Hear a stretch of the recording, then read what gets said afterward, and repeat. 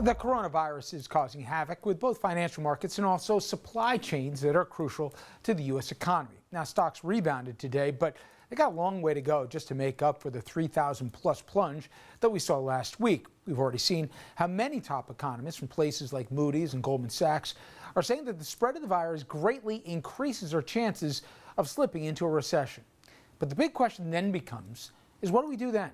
Since we get so many goods and components from China, as well as across Asia, factory shutdowns there have a huge ripple effect here. And I'm going to quote from a piece in the Washington Post that was co-written by my next guest. The economic challenges posed by the virus are unique in that they're already hitting supply and demand. Consider, for example, the many trips, vacations, and conferences already being canceled. Add to that the chance that millions of workers without paid leave could lose paychecks, and you begin to get a sense of the sudden shock to commerce. The combined effect of decreased demand and disrupted supply can lead to a serious recession. Joining me now, Bernstein. He was Vice President Joe Biden's chief economist, and now he's a senior fellow at the Center on both budget and policy priorities. Jared, thank you as always for a few minutes. I appreciate it. My pleasure. You know, I saw an interesting number before the virus became on our radar as much, and that was that 40% of American families are don't have a $400 in their savings account to cover an unpredicted emergency. The boiler goes out, the car breaks down, a family member gets sick. And I thought when I read your piece, with how many people there are that don't have paid sick leave, and the ones most impacted on it are right in that population I just discussed. Where do they go? And some of the unintended consequences that you said, which is they may not stay home, even if they're sick, because they can't afford to, if you will. They could go to work. We have to get ahead of that possibility, and we have to do it almost yesterday, right? Right. I mean, I think some of the most vulnerable workers to the kinds of disruptions we're seeing already and likely to see more of are people who don't have paid sick leave, because for those folks, if they can't go to work because there's a quarantine at their office, or maybe there's a quarantine at their kid's school and they have to stay home and do that, they end up without a paycheck. And so that turns out to be about half of low-wage workers and even more than half for part-time workers. So we need to figure out ways to make sure that somebody who doesn't have paid leave or doesn't have sick leave doesn't go to work if they're sick and can stay home and can draw a paycheck even if their place of work is closed. Then there's the consideration for treatment, and more specifically testing, and when hopefully we get to the vaccine, how it's made available. When I saw Secretary Azar saying, no chance here, we're going to basically make this free to the public, the vaccines, because they have to incentivize, theoretically, Big Pharma to produce it, I said, are you kidding me? Talk about some of the considerations. I mean, you want people to seek treatment, you want them to seek testing, and if they can't afford it, that shouldn't be a consideration for them not to get it. Talk about what's got to happen, again, at the government level to make sure Big Pharma plays ball here. Right. It's perfectly analogous to the person who's not feeling well, who doesn't have sick leave, going to work and infecting a lot of other people. We want anyone who needs treatment or testing to go get it, regardless of whether their insurance pays for it or even whether they're insured. And so through the Affordable Care Act, there actually is an existing rule that if the government deems it so, then people have to get vaccines for free. But that's many, many months off.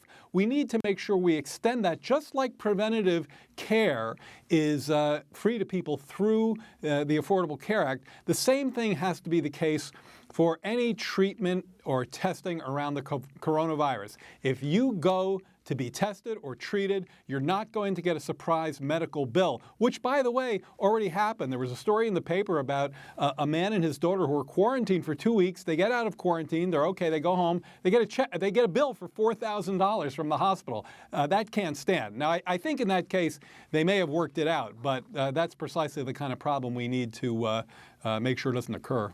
And we're also going to have other problems, irregardless of what the administration does, in that we're starting to see certain drugs becoming unavailable right now because the manufacturers of this, their plants are primarily in Asia or China right now. They're not producing this.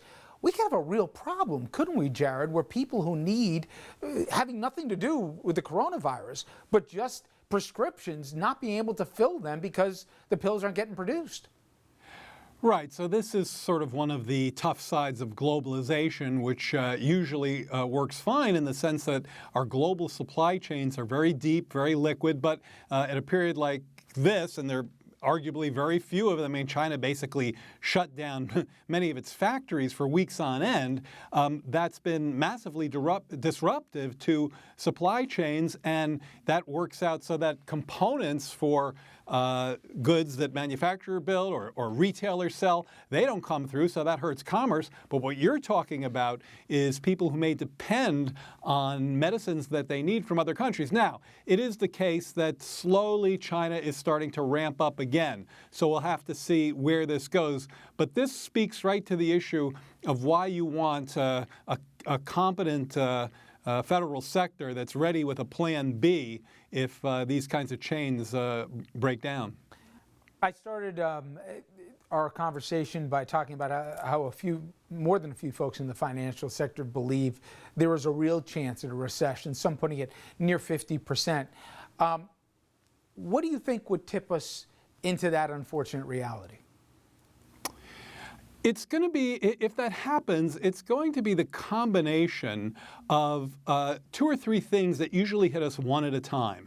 So maybe you have, in the past, the financial sector goes through a real downturn. The housing bubble bursts and the credit markets get completely clogged up.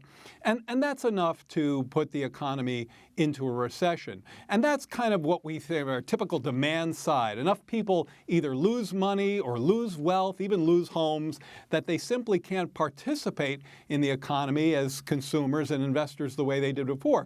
We actually have good medicine for that. The Federal Reserve can cut rates and fiscal policy can step in. And that's going to be part of the story here. But something like rate cuts by the Federal Reserve doesn't scratch the supply side problem itches that I talked about before. So if people are staying home because they can't go to work because it's a quarantine, or tourists don't want to go to another city, or conferences are being canceled, or people aren't going to take vacations, there's no real rate cuts that are going to make people less scared about that. So it's really a combination of the traditional demand side factors that get you into recession with on top of that, supply side disjunctures that really aren't easily addressed by some of our usual policies. Finally, Jared, before I let you go, your old boss has had a pretty good 48 hours. Obviously, South Carolina, and now 2 major endorsements he's going to get tonight from both Mayor Pete Buttigieg and Senator Klobuchar. I don't know if you've gotten a chance to connect with him, but I'd imagine he's in a much better place than he was a week ago at this time. Yeah, he's a little busy, so we're not really, chatting right now. But yes, I've talked to folks on the campaign, and interestingly to me, they really thought this day would come. So yes, they're feeling strong, but they never felt nearly as knocked out as I think many in the media believe to be the case. Jared, appreciate the time as always. Thank you so much. Thank you. All right, when we come back after this commercial break, we are going to switch gears and turn back to politics, but not the presidential race. A lot of down-ticket races that are most fascinating with some surprising updates. We'll have more on that after this.